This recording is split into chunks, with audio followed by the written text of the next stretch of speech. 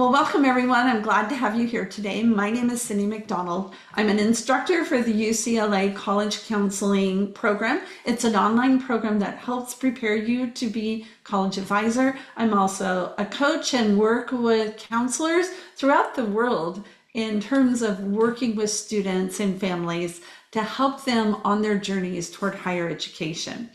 One of the things I love doing is interviewing counselors, advisors as they're part of their journey and what they've done to make things happen for their students. And so today I'm so glad to have Cynthia Tognotti with me. And Cynthia is so glad to have you here. Thank you for being Thank here you for today. asking. It's a pleasure.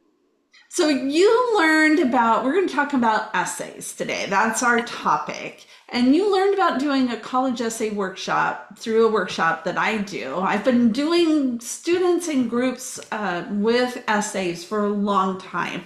And I wanted to talk to you more about your experience because I was excited to hear that you had tried it and to learn about what that experience was and have you share that. So when was the first workshop that you offered, Cynthia? So the first one was actually right after I took your class because I had a student who was spending his last month of high school in Israel. So I spent the weekend, like tailored the presentation, compared it with my old one, which was too much content. And so I told him, I said, this is kind of a test. So I want you to give me feedback along the way. So he's like, great.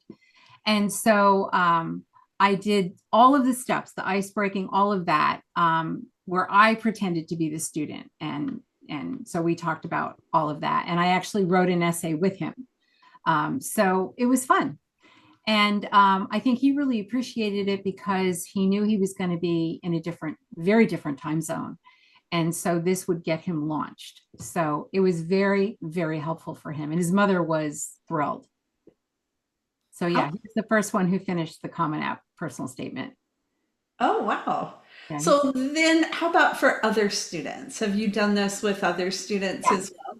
So in early June, the first 2 weeks of June, I guess it was the second week of June, I did, let's see, I did two workshops that had 6 students each. And then I did a third workshop, which I covered similar content, but I had them do the exercises online. Mhm.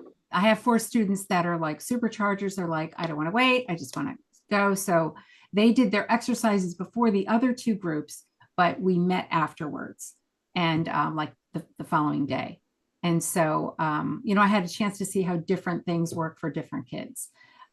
So yeah, so that worked out really well.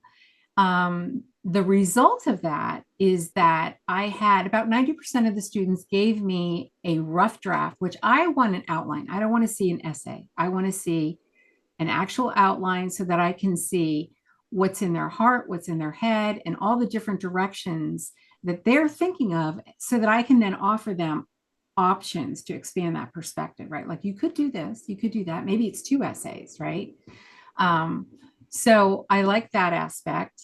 And then the next step after that was actually breaking down another essay and outlining with them. So I had individual sessions. So it was kind of a combination of group and individual. So yeah. And that's what I've done. I've done the brainstorming with the students in a group because they help generate that enthusiasm, those connections. And when students hear other students say, yeah, you should write about that, or that's really cool that you did that, this was an experience that you had, I had something similar, they just feed off of each other's energy. They And do. then taking that and saying, okay, now I'll take this, and your next step is to meet with me to work on, an essay, break something down, that creates that follow up. So, how did the brainstorming go for you when you were doing that with? That's my favorite part.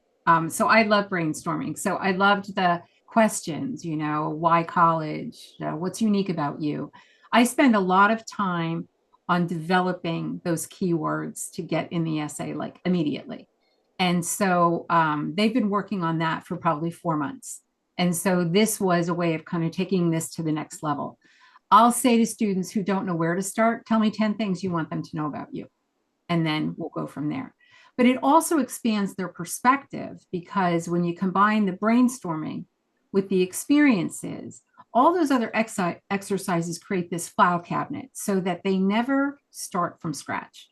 Every Exactly. time they open an essay, so the program I use actually says, do you want to start from scratch or do you want to start from something else? And they can take the results of those and enter them into the program to create that file cabinet. So what it did for them was to be able to expand their perspective, right? All these different questions, like I hadn't thought about that. What do I want them to know about me? Why do I want to go to college? And then breaking it down even further, like digging deeper.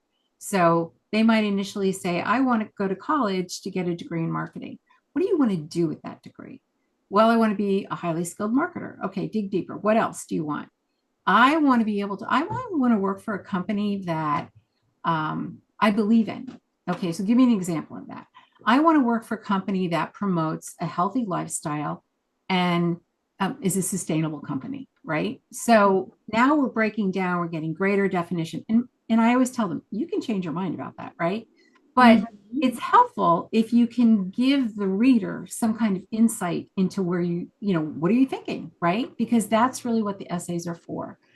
I think of all the things that we talked about in the presentation, one of the things that impacted them the most was discussing this is the only place in the application where you control the narrative, where Right. you control the content. And that really spoke to them because so often they just think they're on autopilot. Okay, I have to do this exercise, not really thinking about what could it be, right? And so the brainstorming allows students to be able to start with something and then all of a sudden they see where it can go. So I'm a visual person, so I use mind mapping to be able to do that. And it's been really, really helpful. Um, I can already see, we've only been at this for 6 weeks, but I can already see the difference in, I'd say maybe 5 or 6 of my kids in terms of them having greater confidence, a greater appreciation for what they're bringing to the table, and they're more thorough. Like sometimes I'll get, when I say an outline, I had one kid who could write a beautiful essay. I'd get that one time. And then the next submission would be one words, right? And spelling errors throughout. And I could tell she was rushing. So I send it back. That's not what I'm looking for. Expand it out. Tell me what's in here. Tell me what's in here so that I can see how they're interacting. And so at this point, I feel like everybody's very clear about what to do. I also created 2 additional tools because I'm finding that sometimes when this is a new type of writing for them. Mhm. It is. Introducing a new method, it takes them a little while. They're not just going to pick up on it immediately. So I did like a 1-page, here's the process, right? Mind map, outline, put it in order, expand, add your values, proofread it, and then submit it to me. I don't want an essay. I want an outline. That like took forever for a lot of kids to grasp. And then I said, you know what? I had one kid that was really struggling with it. So I made a video. I said, okay, here's my essay and here's how I'm building it. I press a button. Okay, here's my outline. I'm going to take that outline. Now I dump it into the essay program. Now I'm going to do this. I'm going to do this. I'm going to do this. And I'm going to submit it. And then I show on my end, I open it up and I'm typing in there. These are what my edits are designed to do. Reduce the use of I gets way too much use. Reduce non-content words. Conciseness, that is like my big thing. I can take, in fact, yesterday I took an 1,800 word essay and got the kid on a 15-minute Zoom call and knocked it down to 649 words.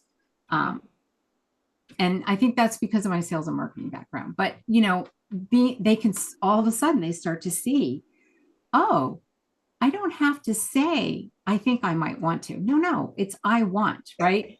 And Exactly. and every year I get a couple of kids who will copy those phrases down and put them in a word bank so that they remember. They're like, oh, I can say it this way.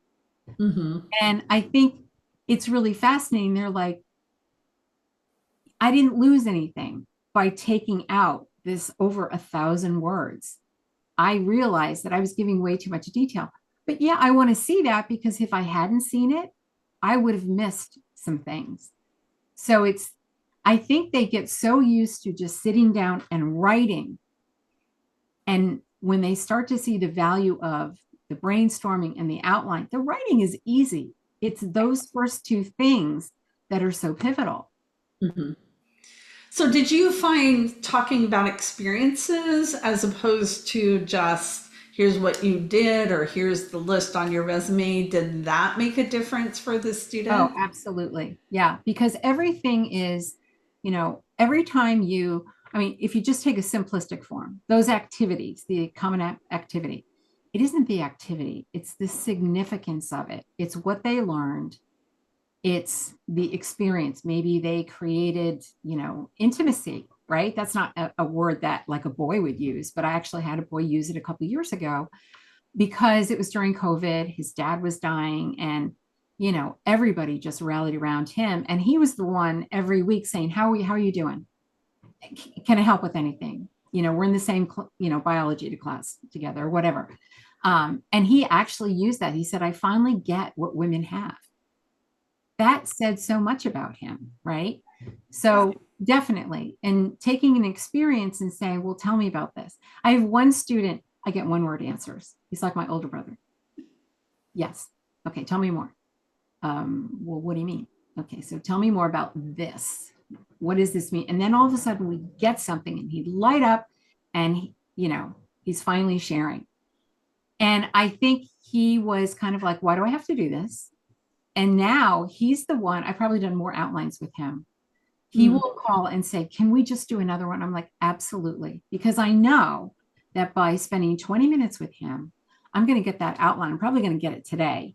And he's really thinking now, like he's making connections. And that's the second piece of it is, whatever the experience is, okay, here's this experience. Maybe it's, I'm a kid that always has missing assignments, and really breaking it down and showing through that process that I fixed it. And because of that, I'm methodical, right? He's got a whole new identity.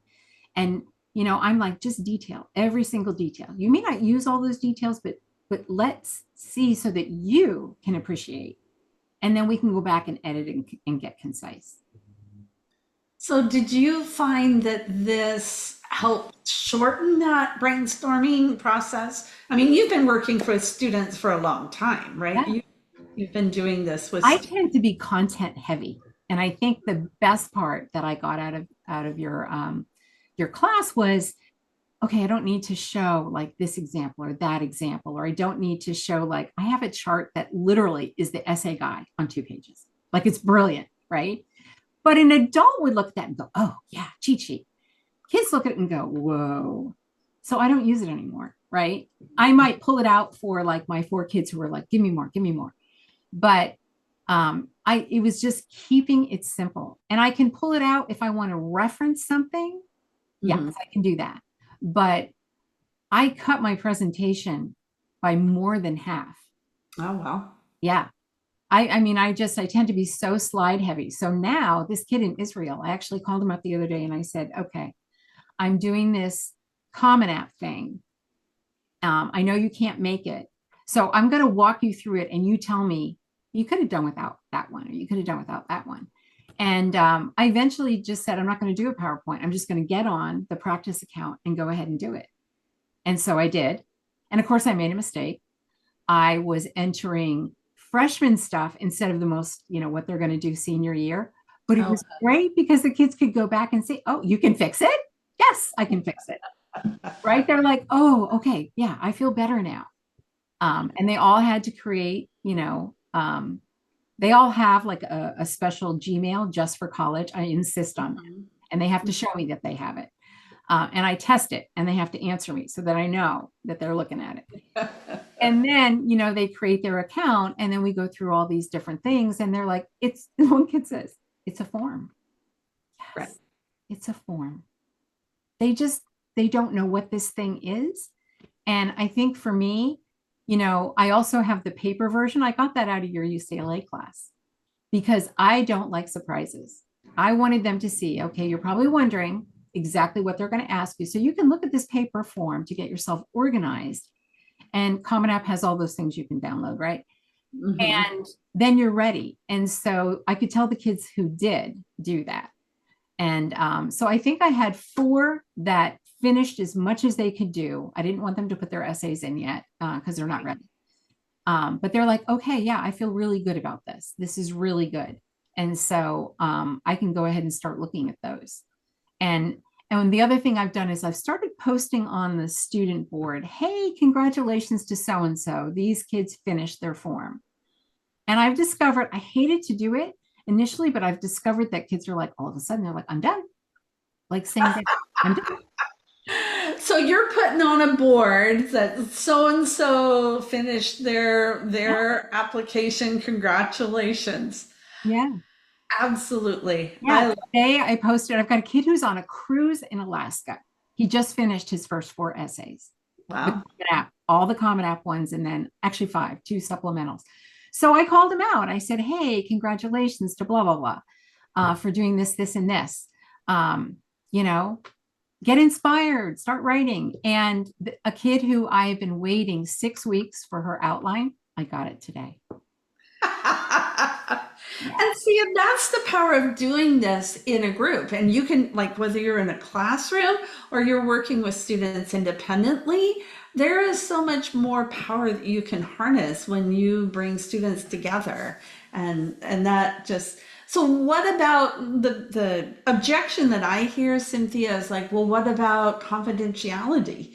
Like, students know when they're working with me, they know they're going to do these things in groups. So I've never had a problem with it at all because they all know that they're going to do things in groups and they're all I have students from 20 to 30 different high schools. So, they're coming from lots of different, and now you can work with students from all over the world. Oh my So, God.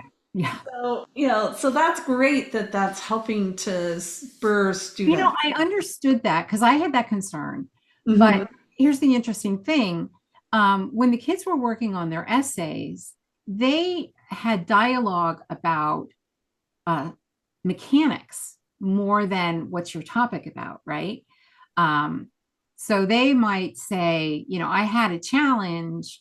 Maybe it was a learning disability, right? So they don't go into a lot of detail, but they talk about, you know, I'm thinking that the significance of that is this, this, and this. And then the other kid is like, aha, I get what she like. When I say significance, sometimes it doesn't resonate, right?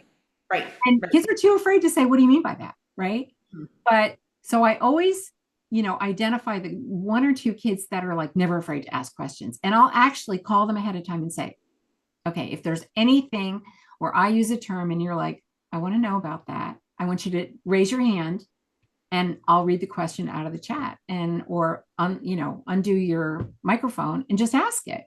And I love that. That's Um, a smart thing to do. That's a very yeah. smart thing to do. So I always pick a couple kids at the beginning of this process and I'm like, okay, you're my question asker. And I love that. Right. So I need you to raise your hand and ask, me to expand on that. Yeah, and it does. It really helps them to be able to bounce those ideas off of each other and reinforce each other. I had a student last year who, during COVID, decided she wanted to try out for the football team. And, we're in a very Hispanic, she was at a high school that was, football is the thing. And so this little petite Hispanic young lady going out there to try out for the football team, but she tried out as the kicker. And she was a soccer player, so she had very excellent ball handling skills as a soccer player, and she was put on the team. And then she had other experiences. She was the first young woman, Hispanic young woman, to be on this men's, on the boys football team. And that in itself was, unique, and so she found that she became kind of a role model in the community. Absolutely. But she was, you know, we're talking about experiences, and she's like, "Well, I did this, like, you know, I just no big deal." And everybody else was like, "Wait, tell us more about that. You did what?" You Yeah. know, and they know the community, and they're all from, you know, this area, and so they were the ones that encouraged her. It's like, "Yeah, you need to talk about this, Bella," and she did, and she is at UCLA now. Yeah. So, you know, those experiences can be very transformative, and they don't have to be big, they don't have to be expensive, but getting that reinforcement. So are you planning any more group work with students? How are you going to Yes. do other things with students in groups? So what is Yes. that? So I just did my Common App lab. And this Sunday, I am doing an essay lab. And so basically, I'm sending out an email tomorrow morning, and kids are going to identify what essay they're going to work on because I want to know, I want them to be specific. And Mhm. then, I just send out as part of the invitation, here's the reminder of the process. Here's the tools that you have. They have a toolbox on their portal. And so we're And going to this is all in the program, the mind mapping program that you use, right? mind mapping program is actually it's a program outside of my portal, but kids love it. And when they first see it, they're not quite sure, but within 15 minutes, they're absolutely on board. The hardest part is, I send it out to the parents. To get a student account with this, you have to prove you're a student. That's the hardest part about this. I actually need to call them and say, you've got to come up with a better way to do this, or let me buy, 15 licenses or whatever, Mhm. because I think that would make it so much easier. Right. Um, but basically, they have everything that they need. And I am a big believer in toolboxes. I have one for college research, one for tours, everything.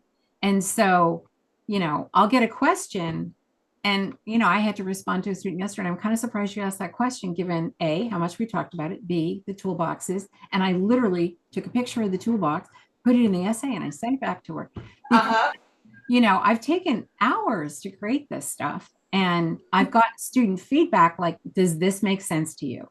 So, there's no reason why. She knew, she knew. Mhm. Mhm. She had a deadline to meet with me and she was trying to meet it in a very quick way and it didn't work. So, yeah.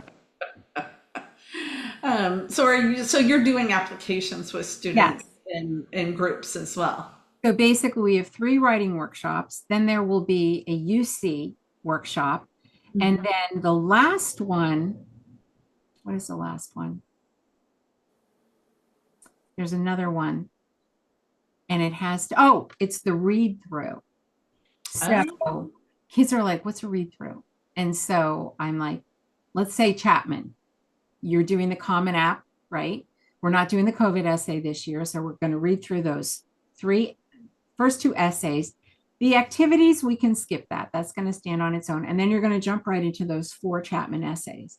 And what I'm listening for, what I want them to be tuned to, and a lot of times I'll have one parent do it with us, is you want it, does it flow? But what is the pace of the essay? Am I able to, I'm a speed reader, like I'm an Evelyn Woods graduate. I am a very fast reader. Can I skim this and tell who you are? Or do the words just bog me down? And that is a big thing for me because readers skim, they don't read, they don't have time to. And mhm. that's a hard thing for kids. I had a student who gave me his first draft. I gave him all sorts of feedback. He took some of it and he sent it back. And I was just honest with him. I said, I'm a little hesitant to, give you extensive feedback because my sense is you really like it the way it is. And he actually called me. He said, no, no, I want the feedback. I'm trying to wrap my arms around the style of writing, right? It's not like any essay I've ever written. Exactly. And Right. so I said, think 60 minutes. I go, have you ever seen 60 minutes? The little headline, right? He's like, oh, it's like reporting. Yes. Right. Mhm. Just the facts, right? Give me the facts, give them to me hard, give them to me straight. We can always add certain things. There are certain sentences where you want to add words, right? To really drive the emotion. Right. Right. I am like a straight shooter. I'm very direct, and that's what I want from them.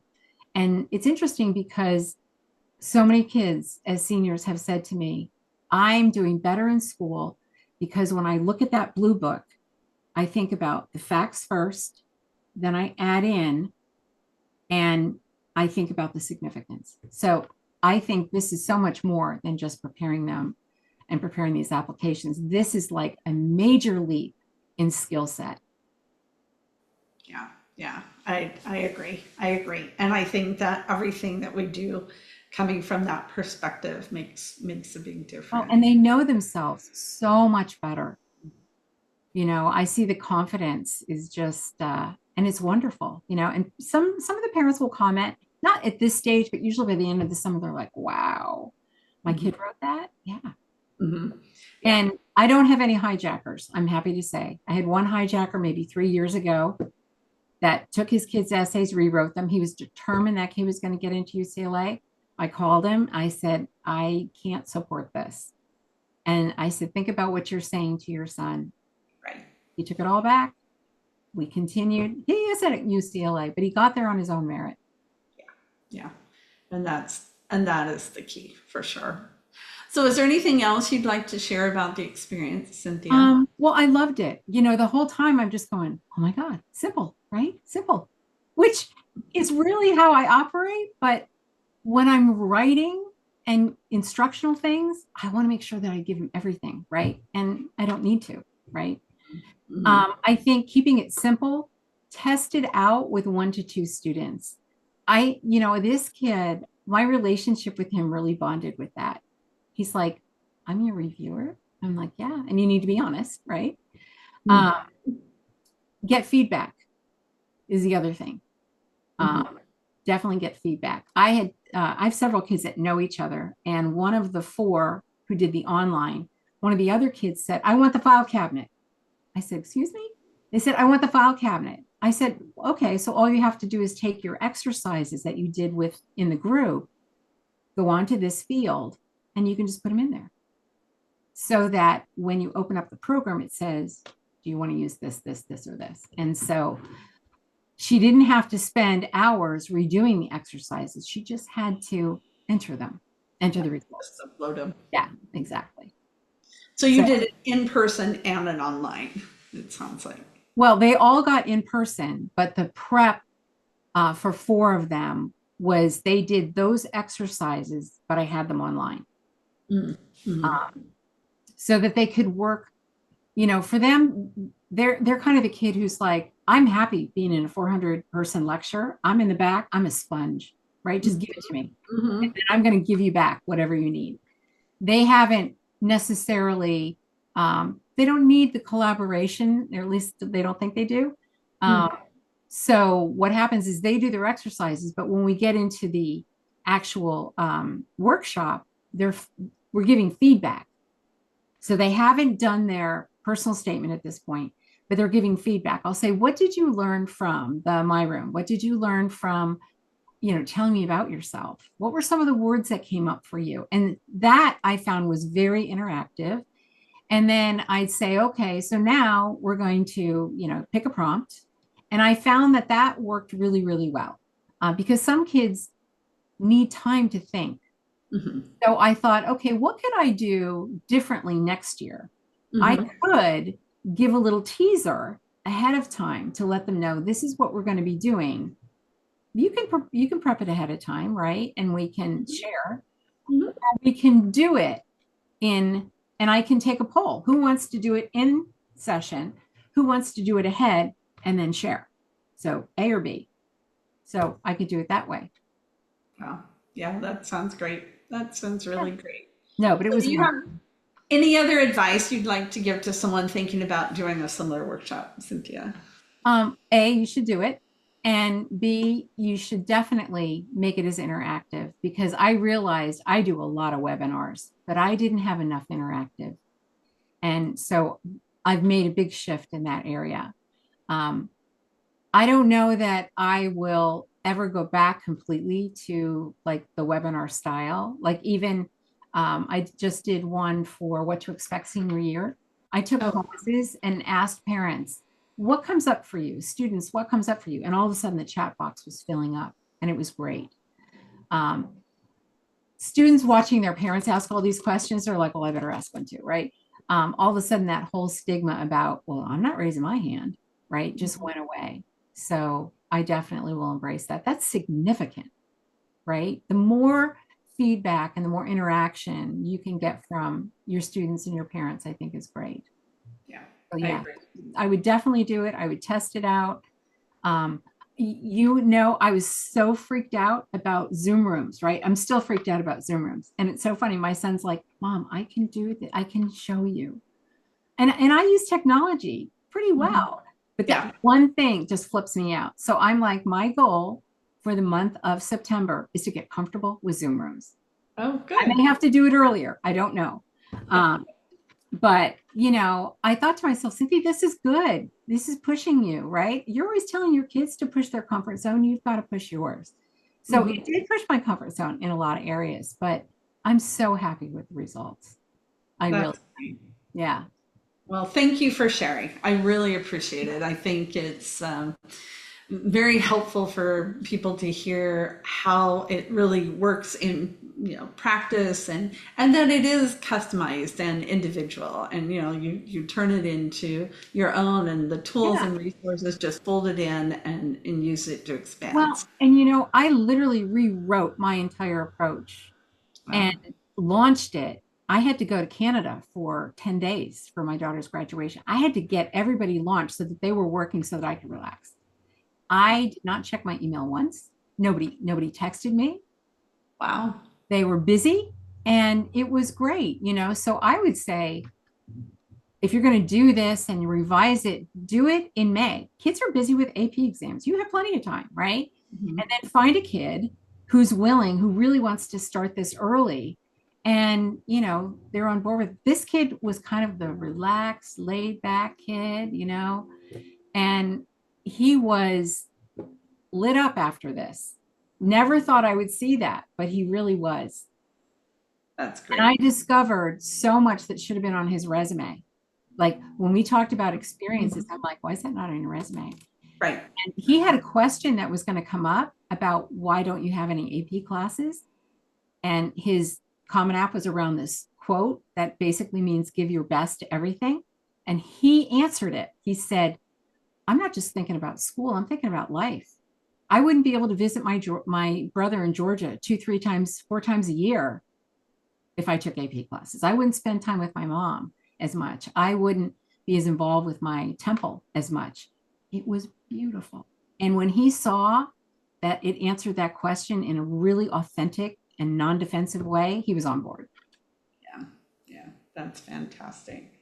Well, thank you so much for your time. I Yeah. really appreciate it. Thank you for all you do.